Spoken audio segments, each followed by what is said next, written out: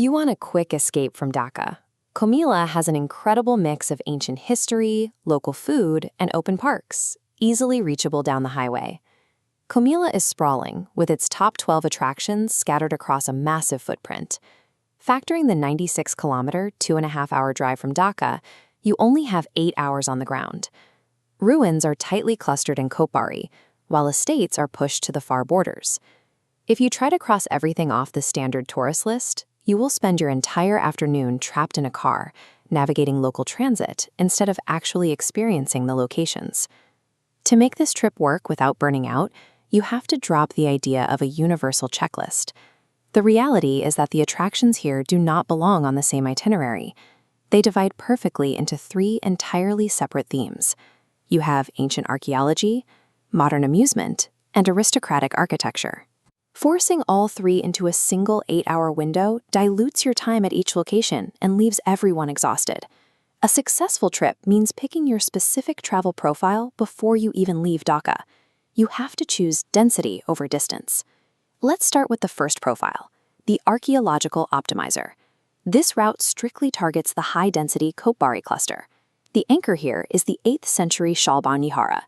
You get immediate access to massive square brick foundations where Buddhist monks once lived and studied in a 155-room complex. Because you are in the Kopari cluster, you can easily walk to the adjacent Nava Shalban Vihara, or take a short drive to the terracotta artifacts at Itakolamura, maximizing your time outside the car. But this cluster also holds a completely different era of history, just minutes away, the Mainamati War Cemetery. Here, 737 soldiers from the Second World War are buried, alongside 24 Japanese prisoners of war.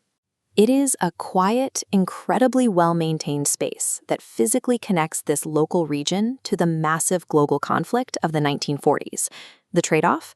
This route gives you a high return on historical value, with very little driving, but it requires serious physical stamina under the sun, and it offers absolutely nothing for easily bored children. If managing kids is your main concern, you fall into the second profile, the family leisure tourist. Your priority is low stress. You start at Dharmasagar Digi in the city center. It gives you a massive open water footprint for quiet boating and easy urban walking. From there, you anchor your afternoon at Magic Paradise Park. You get structured water rides, dinosaur exhibits, and guaranteed entertainment for younger travelers. The trade-off here is steep. You are paying a premium for generic amusement rides, completely bypassing the deep historical sites that make Comilla unique. The third profile is the architectural purist. You want to see the 19th century Zamindar estates, far away from the crowds. Your primary target is the Nawab Faizunisa Zamindar Bari in Laksam.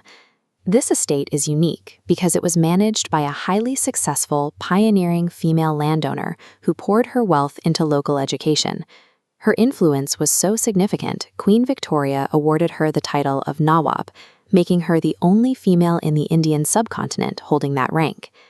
If you have even more time, the Jahapur Zamindar Bari sits 48 kilometers away, still holding 10 surviving palaces built by wealthy jute merchants. But here is the brutal reality of this path. Reaching these pristine estates burns 3 to 4 hours in local transit. To do this, you have to completely abandon the famous ruins at Kopari. Regardless of which of the 3 routes you pick, there is one mandatory stop everyone makes: getting authentic Ras Malai from Matri Bandar. This specific sweet has heavy prestige. It was regularly served to foreign heads of state and top dignitaries at the Bangabhavan. But as you approach Cumilla, you will see dozens of fake shops lining the highway, all aggressively using the Matri Bandar name to catch lazy tourists. The authentic, original shop from the 1930s is deep inside the Manoharpur city center. Getting the real thing requires budgeting an extra hour just to navigate congested urban traffic. It is a mandatory time penalty you must factor into your 8-hour window.